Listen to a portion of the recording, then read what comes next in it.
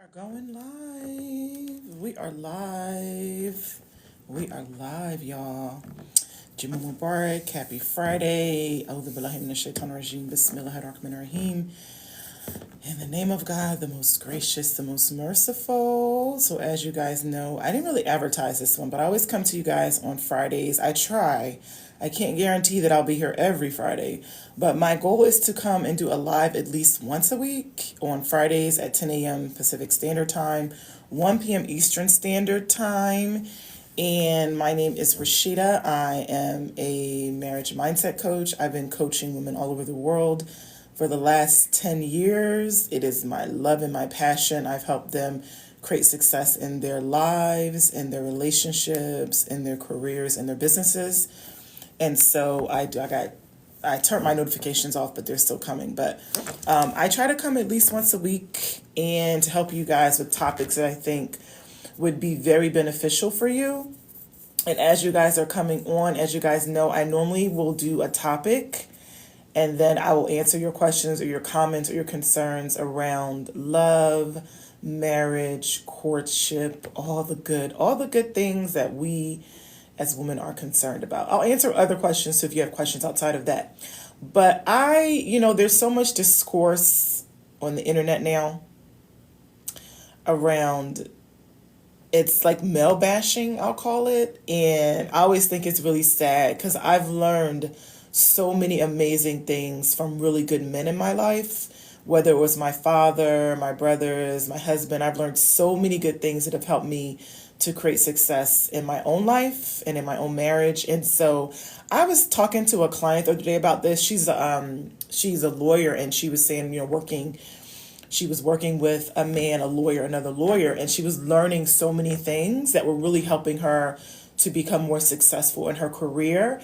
And so I think we need to look at not paintbrush all men, and we need to learn the difference between healthy masculinity and toxic masculinity, which we also need to learn the difference between healthy femininity and toxic femininity. So whenever I'm talking about masculine men and being married to a really good masculine man, a successful masculine man, I'm talking about healthy masculinity. We all need ego. Ego is what propels us into success. Ego is what helps us achieve our goals. Women have ego, men have ego. The problem is when the ego is not healthy, when it's coming from an insecure place. So whenever I'm talking about men, I'm talking about healthy men. I'm not talking about toxic men. I'm not talking about insecure men. I'm not talking about controlling men. I'm not talking about jealous men. I'm talking about the type of man that you want to marry that's going to elevate your life.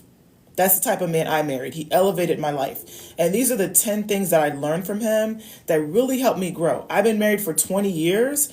So who I was at 29, let's see. Okay, well, you can disagree all you want to. Like I said, anybody who disagrees with me can have their own opinion and point of view. But my opinions and points of view come from my own life and the hundreds and hundreds and hundreds of women that I've worked with all around, that I helped them attract love into their lives, really good love. I've helped them sell over $4 million in their businesses. I've helped them propel their careers to make more money. So when I speak my opinion, it's not a personal opinion. It's an opinion of the results that I've helped other women get. So if you want to disagree with me, you're more than welcome to. You don't have to follow me. You don't have to watch me. But I speak what I know. I don't speak from personal experience. Okay? So these are the 10 things that I've learned from very healthy masculine men that have helped me achieve success in my life, in my business, and in my marriage. Okay? So you're getting ready to get blocked because you're distracting me right now. And that's like I said, you can believe whatever you want to believe. I responded to your comment and you can take it or you don't have to believe it. That's fine. We all have different opinions in life. If your opinion, and I tell people, if your belief system is working for you and what you believe is working for you and it's created success in your life and in your relationships, hold on to it. My beliefs have created success in my life, my relationship, and in the hundreds of clients I've worked with all over the world. So I'm not going to go back and forth with you on that. I'm going to go to my topic. The people who are on here or watching this live are the women that understand we have the same belief system. That's why you're with me. If you have a different belief system, you can leave. We're all entitled to our own beliefs, right? So the things that I've learned, number one, that I've learned from really healthy masculine men is how to put your needs first. One of the things I notice with very secure men and I learned this from my husband, and I learned this from other men that I've been around all my life, is that they put their needs first. If you think I'm being rude, you can leave. Seriously. That's what I tell people. The world is a big place. You don't have to be around people who you think are rude. If you think they're rude, you can politely exit and not be around them. So men who are very healthy, and women too, I notice this, is they put their needs first. They don't believe in self-sacrificing. They're not self-sacrificing to make sure everybody else is good, everybody else is fine. They know that they have to pour into themselves and everybody else gets the overflow. If they're not feeling well, if they're not feeling good, how can they serve and benefit anybody else? So I learned that from being around healthy masculine men. I learned to put my needs first. Right. Number two, I learned, and I used to not always be assertive, and I grew up very shy, and I was very quiet and reserved, and I was bullied as a kid. So I wasn't assertive, and I didn't stand up for myself. I used to watch my husband. Thank you so much for you guys who do appreciate my content. Continue to follow me. If you don't appreciate my content, you can stop following me. You can leave. Simple in life. Things are very simple. I learned how to stand up for myself by being married to a healthy masculine man. I used to listen to him on phone conversations. I used to watch how he dealt with people, and he was always standing up for himself. He was always assertive, and it taught me to be more assertive. So that was a blessing of being married to a really healthy masculine man. Number three is how to ask for more money at work, in your career, in your business.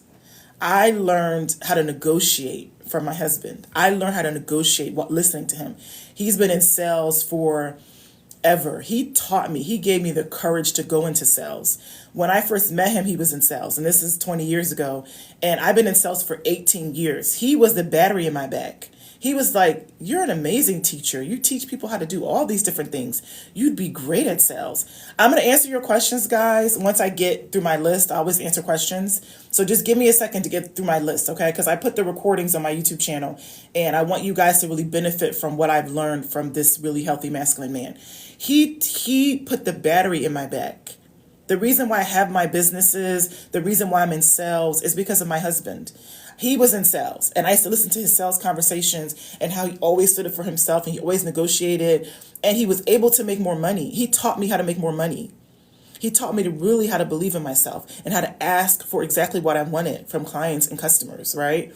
So the reason why I got to the income level I got to is because of my husband, right? Number four, he taught me how to stop people pleasing. How to stop people pleasing and just be authentic. I'm not on the planet to please anyone but the creator of the universe. I'm not even on the planet to please my kids, my husband. I'm here to please the creator of the universe. And as long as what I'm doing is pleasing to the creator of the universe, human beings don't matter. That's what I learned from him. He could care less what a human being thinks about what he's doing or saying. He could care less. And it made me a stronger woman. It made me a more confident woman when I wasn't people pleasing and I was just being my authentic self. What you guys see on my TikTok, what you guys see on my YouTube is me being my authentic self. I'm not worried about what human beings are thinking. And it has freed my life. It has up-leveled my life. So I tell women, the more you're authentic and the more you stop caring what human beings think of you, you're going to win. You're going to win in marriage. You're going to win in business and career. You're going to win at life. You're going to be successful. Okay? So many women are people pleasers, and it's the thing that's getting in their way of their next level is they're always concerned with what everybody's thinking, right? I push those thoughts out of my head very easily. Number five, I learned from healthy masculine men how to be direct with my words, how to be honest, how to stop mincing my words and being like, oh, I don't really want to, if I say it like this, how is it going to come out? And how's the other person going to feel? Well, alaikum assalam, beautiful woman, I'm doing well. I stopped being that way. I stopped caring. I stopped being like, what about their feelings? And if I say it, as if people can feel however they want to feel. Guess what? I get to feel the way I want to feel, and I get to speak my truth in every situation. That's what I learned from being with a very healthy masculine man. He's not pining away over what other people are feeling, and if I say this, whose feelings are going to be. He's making sure his needs are met. He's direct in his communication. You could take it or leave it. You could take it how you want to take it, right? Now, I'm going to be kind because I'm a kind person. I'm not going to say things that are disrespectful to someone, but you're going to always hear my truth, and you can take the truth or leave the truth, but you're going to get truth from me, okay? Number 6, he taught me how to not tolerate disrespect from any human being. I don't tolerate disrespect. I know how to block very easily. I know how to stand up for myself. I know how to tell people to leave my presence if need be. But I've caught my husband a couple of times telling people, you're not going to speak to me like that. I don't know who you think you're talking to. And I used to I admired him for that. I was like, he is always standing up for himself. He does not tolerate disrespect. And I used to tolerate disrespect from bosses, managers, co-workers, a lot of people. And I've learned that I deserve respect from every human being that crosses my path. And you can leave my path if you don't know how to treat me. I tell clients, I have 2 businesses. So my clients know in both businesses how to treat me because I demand respect. That's what I learned from my husband. Number 7, how to stop fearing confrontation. Or this was a part of 6, how to stop fearing confrontation. You're going to have to be okay with confrontation sometimes to get your needs met.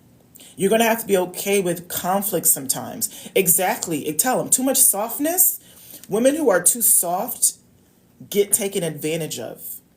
So I understand when to use my femininity, and I understand when to use my masculinity. And I keep telling women we have both sides. Every human being has masculine and feminine energy. Now, when you're too soft in business or in places where you need masculine energy, you're going to get taken advantage of. So listening to a masculine man conduct business, and now I'm a business owner, has taught me when to apply softness versus when I have to be firm with people. This is what it is. And shut up. And then let them in their own head resolve how they're going to fix it or solve it or whatever. But I don't mince words. I don't play games. I'm very honest with people. I'm very upfront. Number 8, the thing I've learned from him is how to stay focused and consistent in achieving my goals. If you guys notice, I'm very consistent. I'm consistent in my insurance business. I'm consistent in my coaching business. I'm a consistent individual, and I'm very focused. And when I want something, I go hard after it. I'm going to go all guns blazing after it. And I've learned that the key to success in anything, I promise you, there's 2 things: consistency and faith. I'll say it again. Consistency and faith. Faith is, I believe I'm destined to have this thing. And the creator of the universe is going to show me all the ways to make it happen. But my faith never wavers. This is for me. This marriage or this business or this career is for me. I don't waver my faith. My faith is rock solid. All I need is faith and consistency. If I'm consistent and doing something every day to work towards my goals, I will eventually get there. That's how I lived. I tell you guys, I grew up in absolute poverty in the inner city of Philly. So all the things I've achieved in my life have been as a result of consistency and faith. And remember, I told you guys, these are some things you can learn from certain people around you. So if you have men or women in your circle that are not consistent and don't have faith in themselves and faith in their dreams and faith in God, they can't help you get to where you want to go. Okay? Let's see. I think faith is a huge part of femininity. And I think women are more spiritual than men. I see it. Consistency is, I have this goal that I want, and every day I work on this goal. Every day. Not to where I'm burning myself out because I don't believe in that, but I put hours in a day into that goal. And then I keep my faith super high that I'm going to win. And guess what?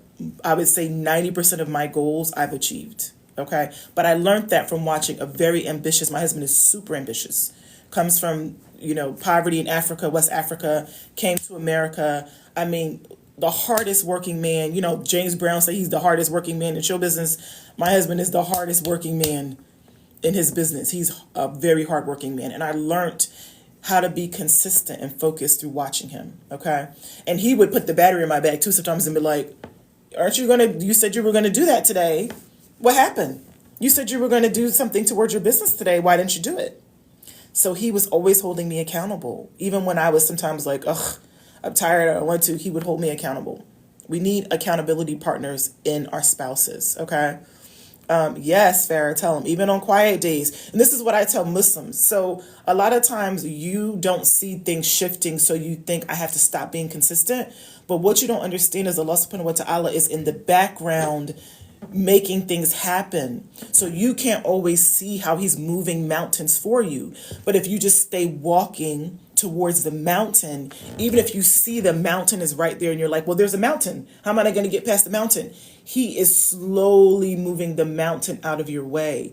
And maybe it's moving so slowly that you can't even see it's moving. And you think there's no mountain moving. I see a mountain. And then one day you get up to the mountain and it's gone.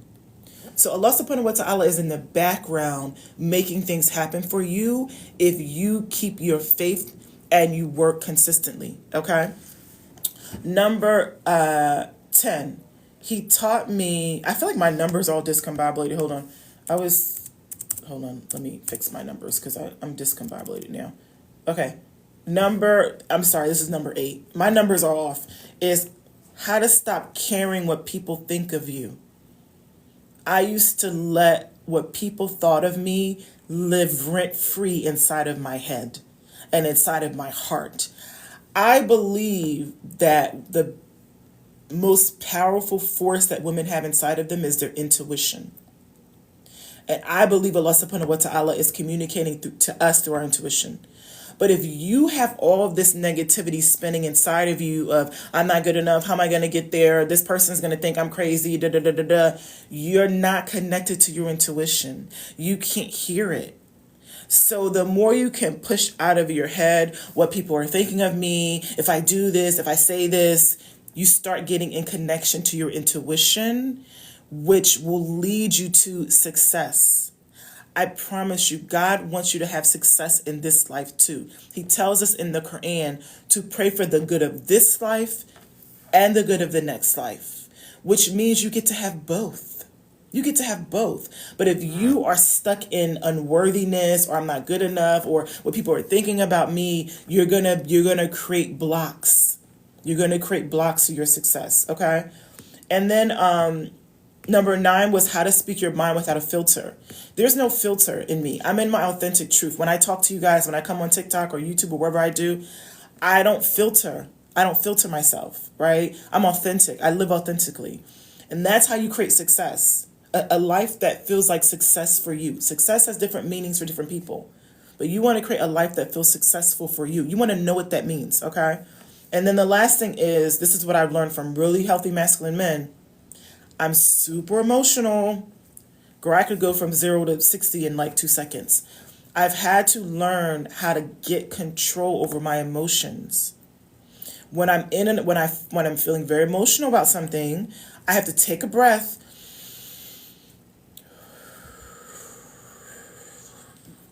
And I have to ask myself, how do I proceed?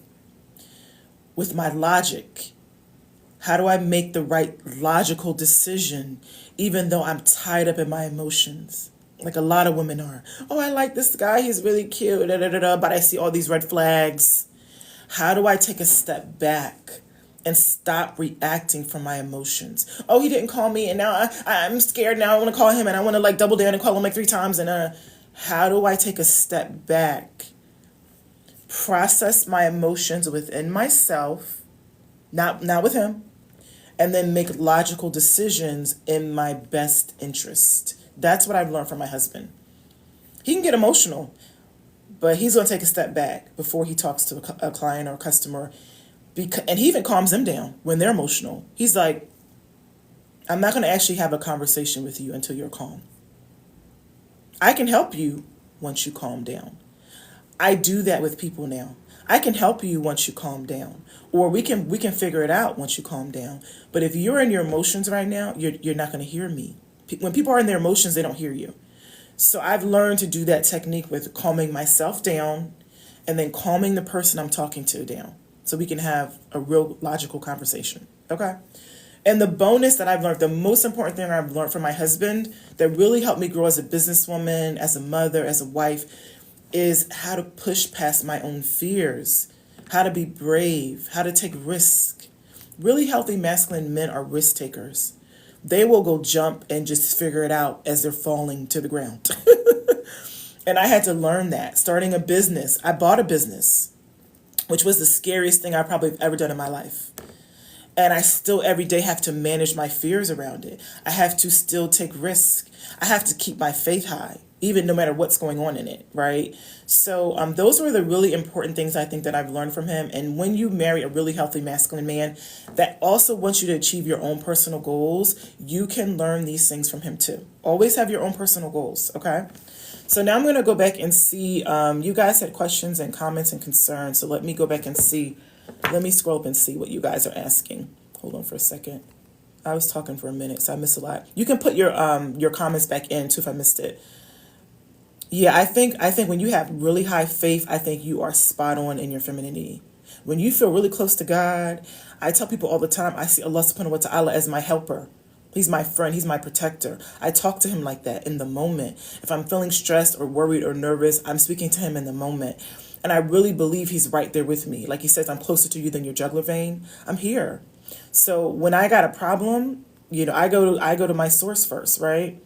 Consistency is consistent actions every day that are leading you to where you want to go, whatever that is, whether it's marriage, whether it's relationship, business, whatever it is. Am I consistent in my actions, right? Let's see. Yeah, keep showing up. Do I think? Oh, I already answered that one. Let me see. Let me go down, guys. I don't want to. Let's see. You rejected a brother because he was newly divorced and now you regret it, but you can't take it back. I look at men like, I look at men as they're in abundance, like as many fish are in the sea, like as many leaves are on the trees on the earth, like as many blades of grass are on the earth. I don't believe in limitations. I don't believe that because I missed this one man, that means another one that's perfect for me is not coming. I don't live in that. I don't live in lack. I don't live in scarcity. So if I was talking to a brother and it didn't work out for whatever reason, I'd open my heart again because I'd be like, oh, well, that's not for me. Inshallah, my husband's coming. I'm excited. My heart is open. My mind is open to receive. Ya Allah, when you're ready for me, I'm ready to receive him. So you have to let go. And I think when you hold on to things from the past, I think you actually block the husband from coming. So we always want to let go of love we had from the past or men we had from the past, or you gotta let go and you gotta stay in the present moment. You gotta live in the present moment. And I believe Allah subhanahu wa ta'ala communicates to us in the present moment. So if you're in the future in your head or in the past, you're not hearing God in the present moment, right? So my goal is to always live in the present moment. I don't worry about the future and I don't focus on the past. I live in the present, okay? How do I draw the line between mothering and caring? That's a good question. I'm going to tell you how you know. I, as a mother, have no problem self-sacrificing. When my kids were little, I self-sacrificed. I had to make sure they ate. I had to make sure I got up to feed them, breastfeed them. If you feel like you're self-sacrificing with a man, that's mothering. That's mothering. It will feel unhealthy. You'll feel it's imbalanced. You'll feel that you're giving more than you're receiving. When my kids were little, I was always giving more because they couldn't really take care of themselves. I was giving more. That's mothering. Mothering is I'm giving more than I'm receiving. When you're with a healthy masculine man, he will always be giving to you. He will even notice if you're tired, if you're giving too much to the family. He'll notice it because he will care about your feelings. But men who want to be mothered are men who don't care if you're overworked or if you're burdened or if you're overwhelmed. All they care about is having their needs met. That's not caring. That's mothering. Caring is I care for myself, I fill myself up, and then because I'm so full, I give my husband the overflow. I care for my husband. I care for him. I do a lot of things for him. But I don't feel stressed by the things I do. I don't feel overwhelmed by the things I do. I feel good. I feel good to be in service. That's different than mothering, okay?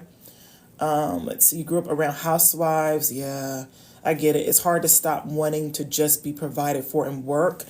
So I don't think you have to work if you don't want to. And this is what I tell women. We are all different. Some women like working. Some women like owning businesses. Some women don't. Some women want to be housewives. And I don't see an issue with it as long as a man is taking care of you very, very well. If I'm a housewife, he has to be taking care of my every need, want, and desire and treating me amazing, like a queen. So I don't see a problem with it because I know some housewives who are taken really, really good care of and they have pocket money. They get money every month from their husbands. I don't have an issue with it. But for me personally, I like being a business owner. So it's something that fills me up that I need, right? So Najeen, you got to figure out, is that something I want? And if I want to be a housewife, fine. I just need to meet a really good man that's going to take amazing care of me, right? Yeah, exactly. Your intuition is, once you get so close to your intuition, it will be screaming at you. Go, stop, don't, run, move. You'll hear it like a very loud, clear voice. Did you see that? Did you see what he said? Did you feel the words? Did you feel the feelings underneath his words? That's how I'll talk to you when you're really connected to your intuition. And you can't get connected to your intuition until you trust yourself. I had to learn how to trust myself. Now I 100% trust myself. And it's an amazing place to be. Yeah, choosing yourself has destroyed your relationship with your parents. It depends on what you mean when you say choosing yourself. Are you being disrespectful to your parents? We have to respect our parents, right? Are you being mean to them? Or are you just saying, Mom and Dad, I want to live my own life. There's things I want to do. It depends. It depends on what you're doing, right? So I can't really get into specifics around that. Let's see. Okay, let me keep going, y'all. Let me keep going. If you guys have more questions, put them in the chat. Oh, bird theory. You know what's funny, username Oil, you brought that up because I was on TikTok one day and I didn't know what bird theory was. So I saw it on TikTok and it was like basically to see if a man really cares about you and is attentive, you tell him, Beb, I saw a bird today. And if he really loves you and cares about you and cares about your opinions, he'll ask you, he'll say, well, tell me about the bird, or where did you see it? Or he'll talk with you about the bird. So I tested my husband. The other day I was like, babe, guess what? I forgot to tell you, I saw a bird. You know what he said to me? I love this man so much. He said to me, did you take a picture? And I was like, oh, I should have took a picture. He's like, what color was it? And I said, I think it was red and it had all these colors on it. He said to me, maybe we should go to the zoo next weekend and see if we can find birds that are similar to it. And I was like, I love this man so much. So I actually believe in the bird theory now. Gasp. And to me, what it shows is does he care about your opinions? Does he care about your life? Does he care about when you're talking to him? Is he listening? Is he listening? So I'm not going to say, because then when I told my husband, I said, I tested you. He said, well, oh my God, what'd you do? And then I told him about the bird theory. He said, well, I wouldn't say, he was like, what if I was tired? Or what if I was, going through something in that moment? So he was like, I wouldn't judge a man based upon that. That's what he said. But I was like, but you passed the test though. So I don't know. What do you guys think about bird theory? Have you tested the men in your life with the bird theory? And what came of it is the question. What came of it? Yeah, it is kind of black and white, and it could be pop psychology. Like, you can't really say that a man doesn't love you because he was like, well, I don't care about birds. But I did watch his TikTok where the girl tested her boyfriend on the bird theory, and girl, he was like, why do you think I care about talking about birds? And I was like, okay, that's kind of mean. He was kind of mean to her.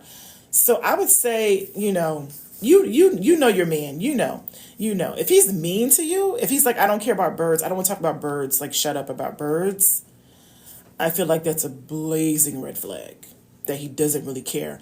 And remember I told you guys, I did a TikTok a while ago where I told you guys, you want to marry an attentive man. You want to marry a man who notices every detail about you.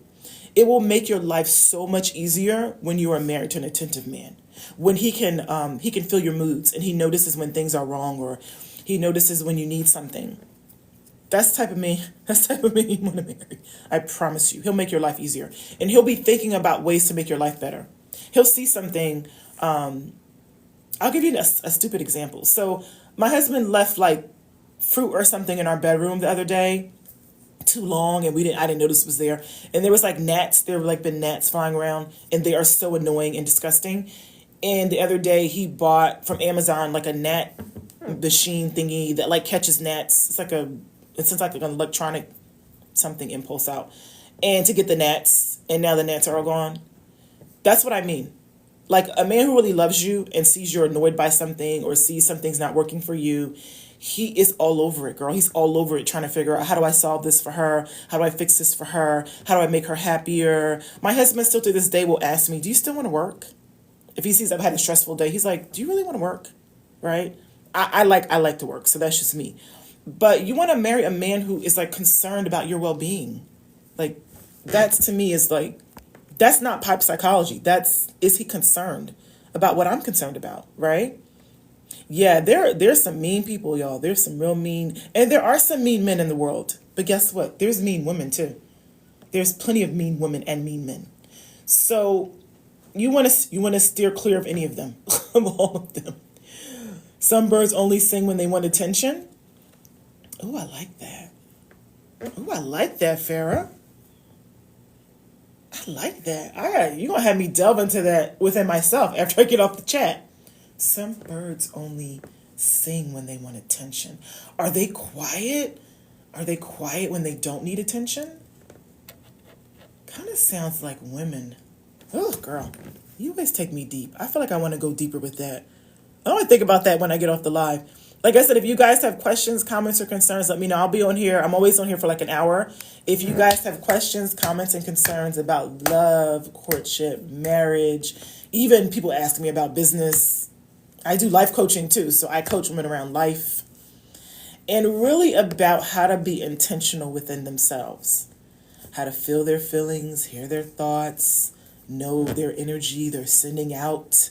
Your feelings and your thoughts are an energy you're sending out. And what's being returned back to you is the question. Are you catching your thoughts? Are you feeling your feelings? Are you asking yourself, oh, is that why that thing came to me? Because I was thinking about this. And then, have you ever been thinking about something and then it shows up? Or you've been thinking about somebody and then they call you? I don't believe in coincidence. I believe everything's sort of orchestrated. Everything is. Okay. Let's see. How do you know if you trust yourself? How do you escape from being a traditional wife? Oh, that's a good question, Ubeda. I believe that whenever I really want something, all I have to do is pray for it. This is why I need you guys in your intuition. So whenever I pray for something, like I'll give you an example. So when I was working a job, and I hated working a job because I hated the hours, and I wanted flexibility over my time, and I wanted more time with my kids, and I wanted to work part-time in a business, not full-time for an employer, I started praying about it. I started asking God, I want a different life. And this is what I want. I want to make more money. I want flexible work hours. I want to work part-time. I want to start a business. Show me how. I started praying every day for it.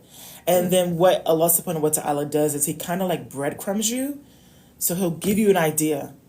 Or what he did for me was he gave me an idea. And then one day he gave me someone, a mentor. He gave me someone that was doing what I wanted to do. And then I hired coaches. And then they helped me see that I could do it. They helped me believe in myself.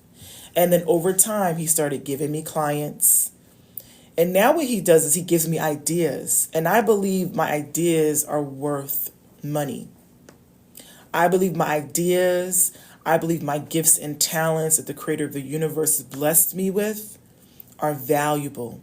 And I can use those in the service of human beings, and he will bless me with money. Because I'm serving human beings. And as I'm serving human beings, I'm really serving him.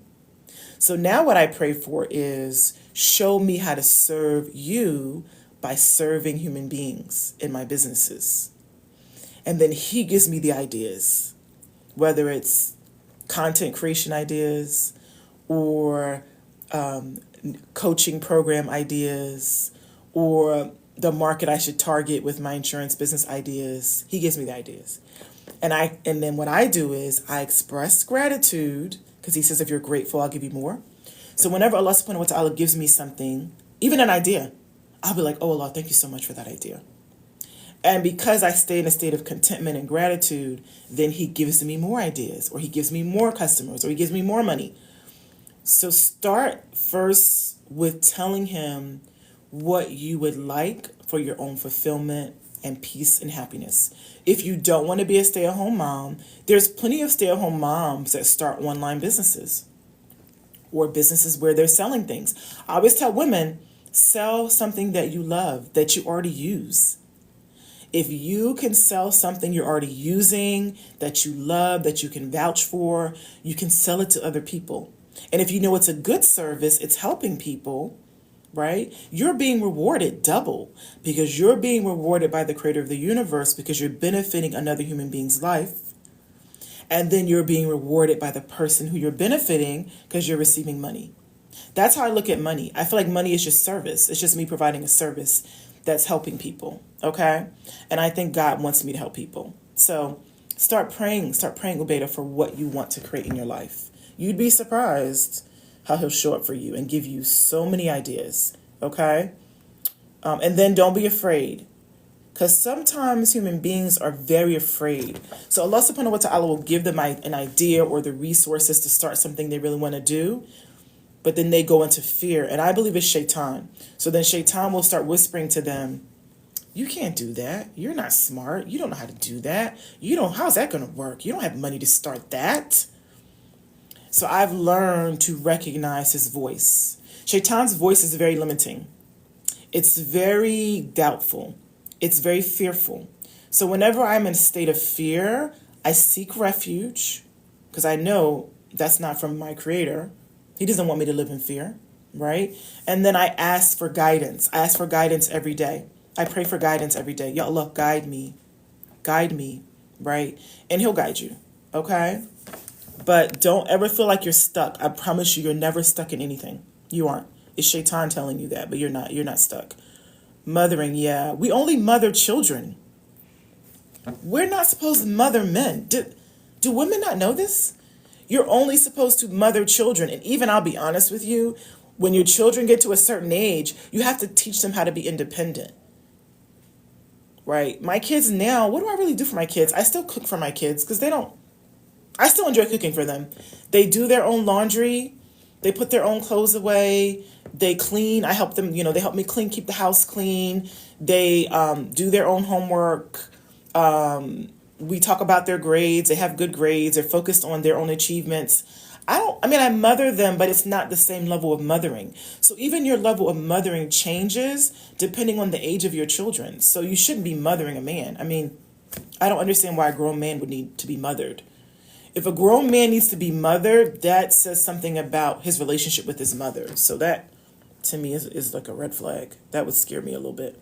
Oh, my kids are 13 and 16. So, they're at the age now where, they can do a lot of things themselves. I'm not, mothering them. I'm still providing guidance is what I do.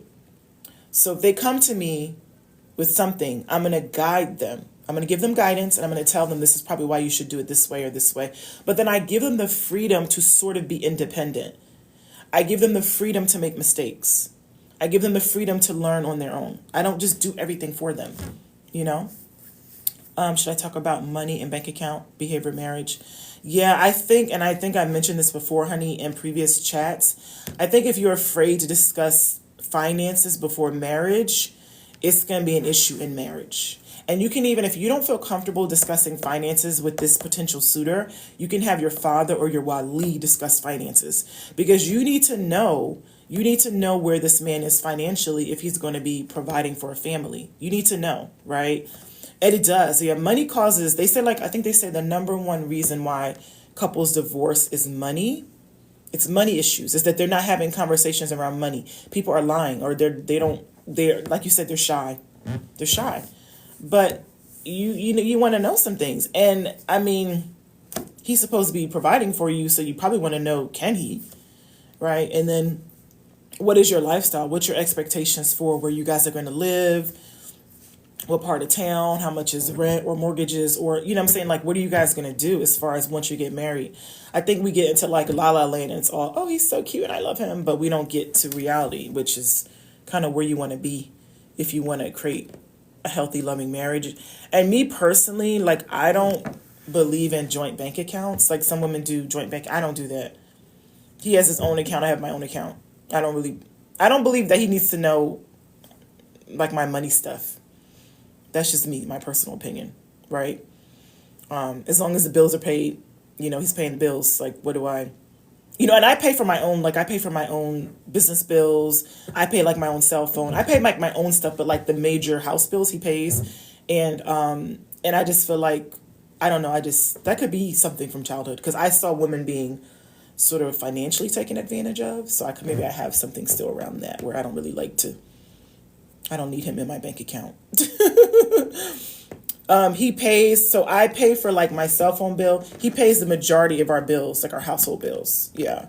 And then I pay, and even he still buys me clothes and stuff too. Like if he goes clothes shopping, he'll usually take us as a family and he'll buy the kids clothes. I don't buy my kids stuff. I don't buy my kids clothes. He buys all the kids clothes, but he'll buy me clothes too. Like if we go clothes shopping, but I still buy my own stuff too. Like I have my own money, so I buy my own things too. So, and you guys, these are things you guys can know. He earns more than me. My husband earns more than me. But these are things you guys can discuss before marriage too. Like you can discuss, is he going to pay the rent and the groceries? Like my husband, even groceries, he buys our food. Like he gives me a certain amount of money every week for groceries. And I try to stay within that number. But if I go higher, then I put my own money in it. Right. So I believe, Islamically, they're supposed to pay food, clothing, and shelter, right? Your provision. So outside of food, clothing, and shelter, you can provide for your own outside of food, clothing, and shelter. But if you want to give him charity, if he's not in a position yet to some men are just not in a position to fully pay for all your food, clothing, and shelter, you can give him charity, and that's okay. But these are discussions you guys need to have. Like, stop being afraid to have these discussions because it can wreck a marriage because he'll say, well, I didn't know. These were your expectations. Because remember I told you one of the things I learned from my husband is how to be honest, how to have tough conversations, how to stop avoiding conflict. Because in marriage, you're going to have to resolve conflict. You're going to have conflict. You're going to not see eye to eye about everything. But if you're afraid now, before you guys get married, I don't want to rock the boat, I don't want to say that, then you'll be the same in marriage. Who you are before marriage is who you are in marriage, right? At what point do you bring it up in the courting process? I think once you feel comfortable. I don't think there's a time. I don't think even the courting process is a time. I think it's, am I comfortable? Do I feel comfortable to have this conversation now?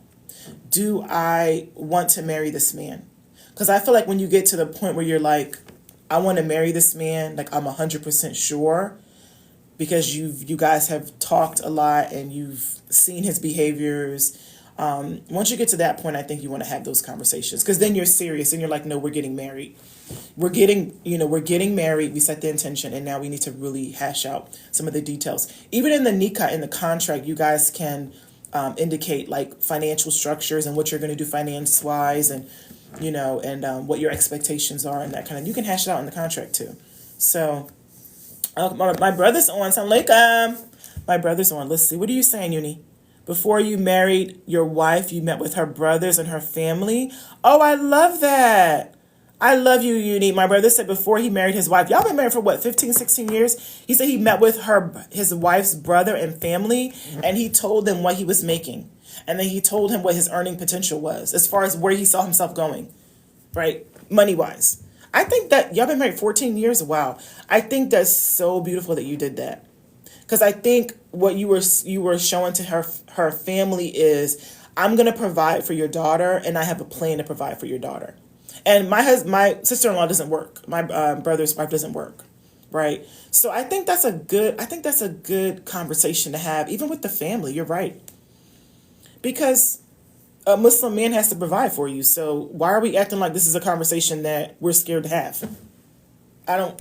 This isn't our religion. Like, I don't understand why we're scared to have these conversations. I don't get it.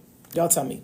Why are we afraid to have financial conversations when our religion teaches us that a man is supposed to provide food, clothing, and shelter? And even what I've heard recently is even like your education, if you want to get educated, your kids' education, your kids, food, clothing, and shelter. I was reading this list the other day, and how it was like education, healthcare. So you guys can figure out too, like what is a man, like ask an imam. I'm not a scholar, y'all. So I don't have all that knowledge, but you can even ask an imam, like, what is he supposed to provide? You want to find out before you marry this man. You want to find out, can he provide that? And if you get married when you're young, I mean, like my husband wasn't making the type of money he's making now. He was 24 when he married me. So my expectations were different than they are now. And it can change. As he's making more money, things can change, right? As you're making more money, things can change. So you can always sort of, we'll say, renegotiate what they're taking care of and what you're taking care of, right? Depending on what the incomes are too. So you work in a conservation environment, and it involves public. I can't read it. It's really light, and most men get intimidated. So, Riyami, I want you to throw that limiting belief out the window. I've heard so many successful women say, whenever I meet men, they're intimidated by me. And let me tell you the energy you're putting out there. The energy you're putting out there is, men are intimidated by me. So guess what kind of men show up on your doorstep? Men who are intimidated by you. That's what's going to show up. So when I met my husband, I was making more money than him. I had purchased my own house. I had my own car. I was traveling. I won't say super successful, but I was taking care of myself. And I had a good job, and I had my own money, and I was making more than him, but he wasn't intimidated by me. I never, ever had a limiting belief that my success would intimidate a man. I never thought that thought. I always thought that I deserve to be married to an amazing man. I deserve that. And I don't care what my level of success is or isn't. I deserve that. There was never a doubt in my head that I was not going to marry an amazing man. Not one doubt, not one fear, none of it. So when you guys tell me what your doubts are, your fears are, your limiting beliefs are, I want you to take a look at the results you're achieving. The results are what's showing up for you is what's inside of you. So I want you to change that limiting belief to, I easily receive my husband. It doesn't matter how much money I'm making. It doesn't matter how much money he's making. It's destiny, girl. This is destiny. And my level of success will not affect my destiny. That's how I look at life. Things are destined for me. There's nothing that I could do except not have faith in it. If I don't have faith in my destiny, how can I receive my destiny? So all I have to do is work on my faith. That's all I had to do. And my husband was dropped in my lap. And he wasn't intimidated by me. You know what my level of success did for him? He told me this like years down the road. It inspired him to create more for himself. A really secure man, and this is the other question for you. Are you secure? Because I wasn't an insecure woman then. I was very secure in myself because I'd done a lot of work on myself for years. A very secure woman will naturally attract a secure man. My husband was very secure. And what I had didn't make him feel small. It inspired him. He said, okay. He told me, because I had bought my house, he said, he moved into my house, which he didn't like, because men don't like that. And he said to me, within a year, I'm gonna buy you a house. And he did. He did. And he's bought our houses after that. So it created an inspiration in him. I influenced him to do better, to create more income. And now he has business. So, yeah. So when you are a successful woman, if you're secure in yourself and your success, you will attract men to you that will admire your success. They'll admire it. Wow, she's so smart and powerful. She's a smart, powerful woman. And then he will want to match. Matter of fact, he'll want to exceed your success. That's what he told me. I got to go get on my A game now. I'm dealing with a successful woman. He will want to supersede your success. Not out of jealousy, it will inspire him. A jealous man, an insecure man, will be threatened by your success, which means he's not the man for you. He's not the man for you. And you need to learn how to let go of men very easily when they show you they're insecure. Okay? Yeah, if you, and I always tell you, I'm so glad you said that, Miss Himmelskemat. I can never say your name. But you can fake all you want to. You can put on cute clothes. You can, put the mask on. I'm so secure in myself. I'm so amazing. But the energy, if it's not radiating inside of you, look what shows up on your doorstep. It'll show you what's happening within you. So my only job every day is to be very secure in myself. And I always think I'm a creation of God. So why would I not be secure in myself? I'm a creation of God. I think every human being is valuable. I think every human being, he's given every human being talents and gifts and skills. I think we're all valuable. I think the problem is a lot of us don't see our value. And that's one of the reasons why I do these TikToks, is I want you guys to know how valuable you are. When you start to feel that way inside, watch how the men outside of you shift. The type of man you attract. The type of man I attracted in my teens and early 20s when I had low self-esteem, girl, they had low self-esteem too. Versus the type of the man that I married at 29 when I had done all this work. I had been in therapy and coaching. I had done work on myself. And I felt really good about myself. A man showed up on my doorstep who was a mirror of me. He was a mirror of me. And he was ambitious. I was ambitious. We like peanut butter and jelly over here together. Girl, the goals continue. And we could keep setting more and more goals. What is that flying around? Do y'all see that? Something's flying around behind me. Is that me seeing it? Are y'all seeing that? Do y'all see the white things flying behind me? What is that? What is that? Yes, top notch over here. I'm telling y'all, your beliefs show up in your life. Start listening to yourself think. Start hearing what you're saying to yourself when you're at work, when you're at home. What are you saying to yourself? And then watch how they're showing up. Watch how they're showing up in your life. And either helping you get to where you want to go or blocking you from where you want to go. Don't block yourself, right? Don't be mean to yourself. Don't be unkind to yourself. All right? Where's that going to get you? Right? Yes, negative. And let me tell you about the power of words. There was a hadith. When I read this hadith, I was like almost in tears. And it's funny because I'm on my fourth entire listen of the Quran. I just finished Surah Yusuf. So I'm into Surah Rad, which is like thunder. But in Surah Yusuf, which is about, y'all know the Prophet Yusuf, Prophet Joseph in English. There was a part in the story where all the women were trying to seduce him, remember? And they cut their fingers with the knives and all, the Pharaoh's wife was trying to seduce him. And he said, I'd rather be in prison than be going through all of this. And then Allah put him in prison. Y'all remember the story? Well, there's a hadith where the Prophet Muhammad, peace be upon him, said that if the Prophet Yusuf hadn't said those words, I'd rather be in prison, then Allah subhanahu wa ta'ala would have not put him in prison. And I just thought, the power of our words. I believe our words have power. So I'm very particular about my words, if y'all notice. And I'm very particular about my thoughts, because my thoughts usually come out of my mouth in the form of words.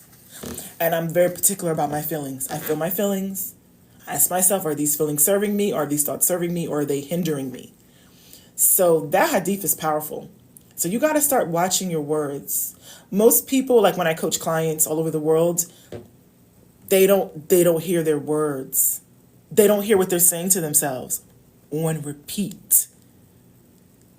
Girl, when I bring things to their attention, they're like they say a lot. They'll say this a lot. I'm going to try to do something. I'm going to try.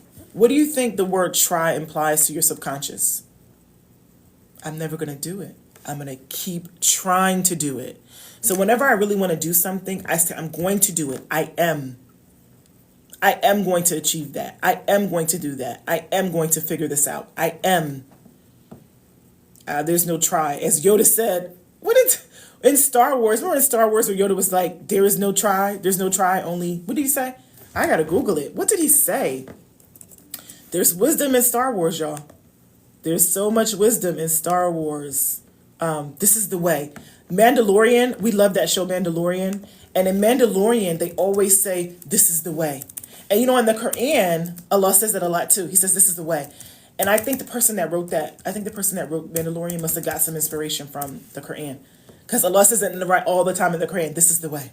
This is the way. Just follow the way. This is the way. Like you are on the straight path. Keep going. Keep going. I'll move the mountain out of your way. But you're going to have to keep going. And you have to have faith. You have to have faith in me.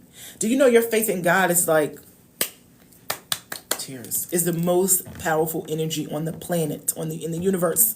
What did Yoda say? Yoda sayings? Now I got to go look it up. There is no try. We got to look it up. Yoda says, do or do not. Do or do not. There is no try. So watch your words, especially the word try. Try is a horrible, horrible word to use. You're not going to try. You're going to do it. Yes, Lichi. If you start fixing your self-talk, your life will change.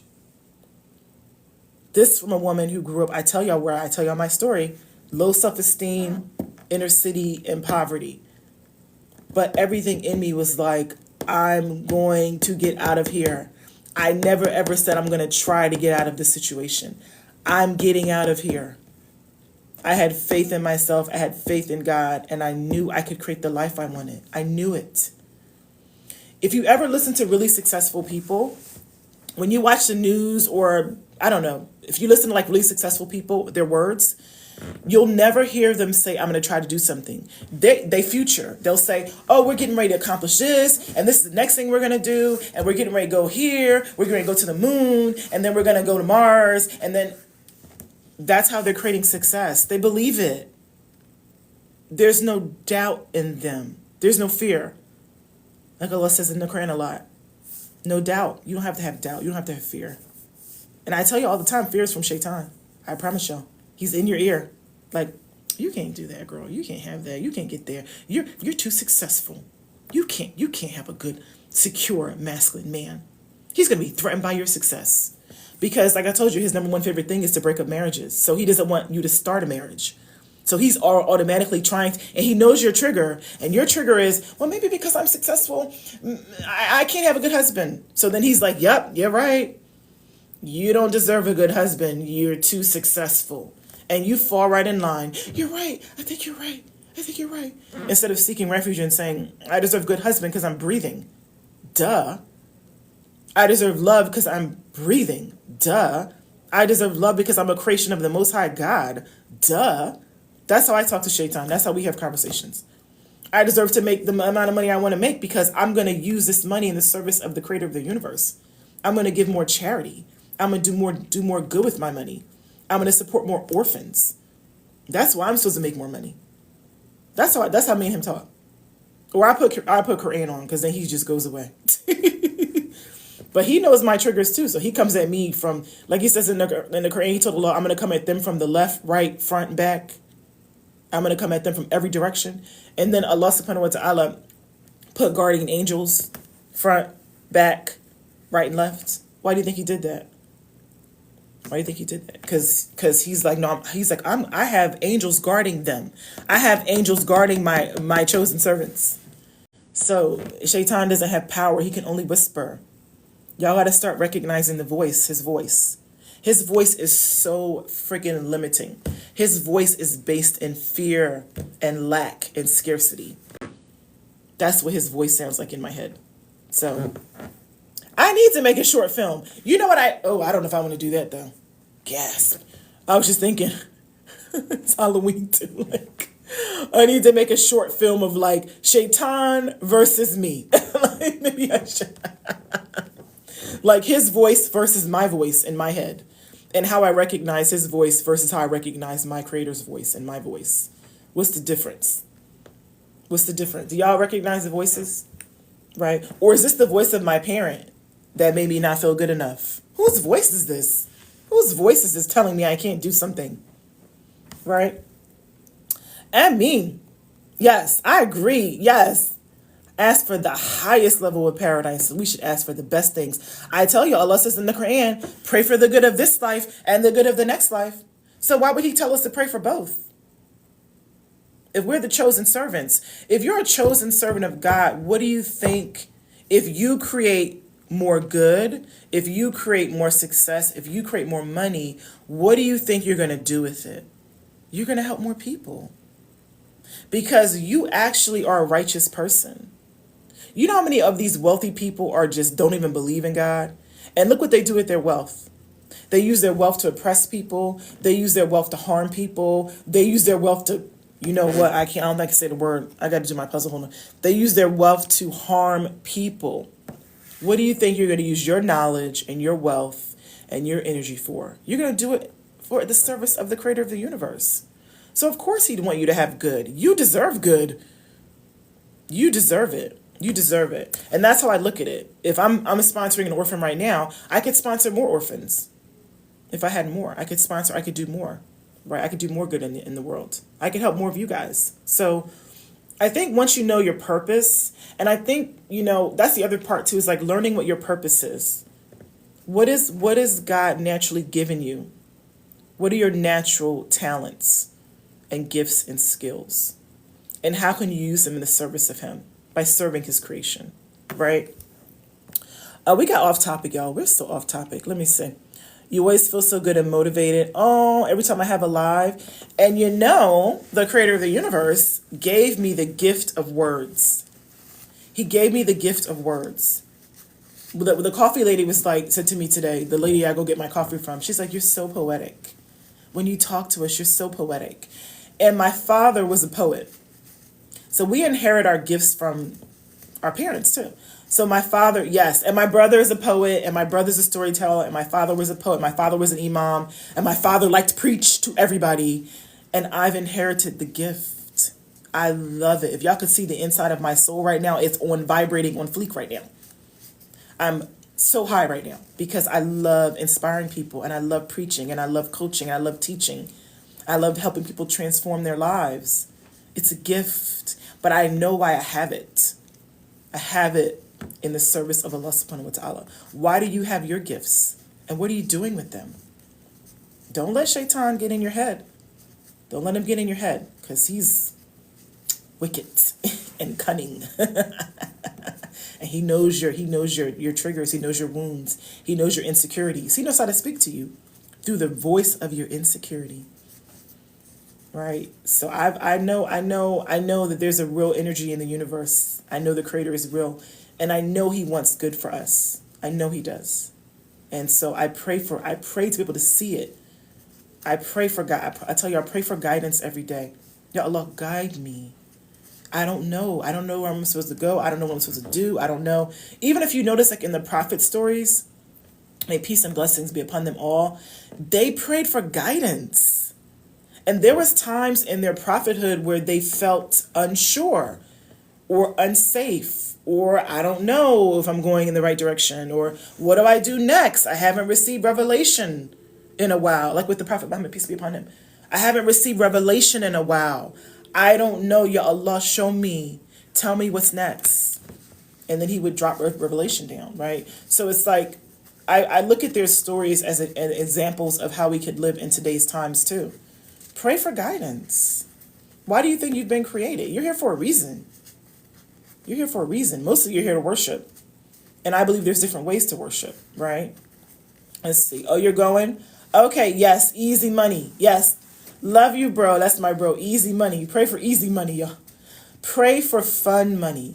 Pray for money that you can do something you love, that feels good in your soul when you're doing it. I don't believe I'm supposed to make money in hardship. I'm supposed to make money being unhappy. I don't live in that mindset. I'm supposed to be doing something I love every day. And I do things I love every day, literally. The work that I do is what I love in both my businesses. Okay? I think I'm getting ready to go. You was with Mark Wahlberg. Look at you. He's an actor. My brother's an actor. Are y'all doing are you doing a role with him? What's going on? I can't wait to see it when it comes out. That's right. And I'm sure you were speaking all good things. I'm sure you were before that came to you. Yes, it's like with the prophet's journey, Pharaoh. It's like every choice they made brought them clarity. Do you remember the story of Moses where Allah told him, you're going to go now to, peace be and blessings be upon him, you're going to go now to the Pharaoh and free your people? And he was like, I'm afraid. Do you remember that? He was like, I'm afraid. And Allah was like, I'm going to give you your brother. Don't worry. I got you. You're going to be okay. I'm going to give you your brother. Right? And here's the staff. Remember? So it's like even they had fear. Even they were afraid. But then they would just ask for guidance and they would trust God. And that's what I'm trying to get y'all to see. It's like if you learn to trust him implicitly and you ask for guidance and then you take a step, he'll put the next step in front of you and he'll give you all the resources you need. He'll give you all the people, the ideas, everything you need to make it happen. Because I know you guys have good intentions for people. I know you do. You wouldn't be attracted to me if you didn't have good intentions for people. You wouldn't be. You wouldn't be on this live right now. So I know you have a great purpose in the world. So I'm getting ready to go, y'all, because actually got work to do.